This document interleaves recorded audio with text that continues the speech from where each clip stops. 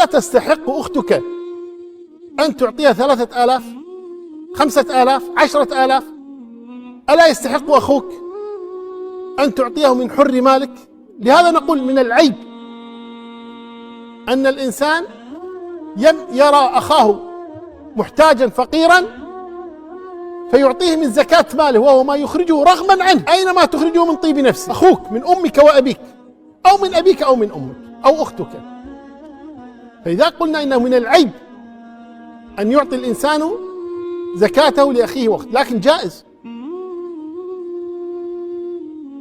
لكن الإنسان دائما يبحث عن معالي الأمور، لا يبحث سفاسفها.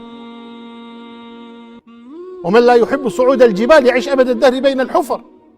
اطلب المعالي، ارتفع بأخلاقك مع أخيك مع أختك، كيف سيحبونك؟ إذا علم أخوك أنك أعطيته من زكاتك هل سيحمد لك هذا كما لو أعطيته من حر مالك؟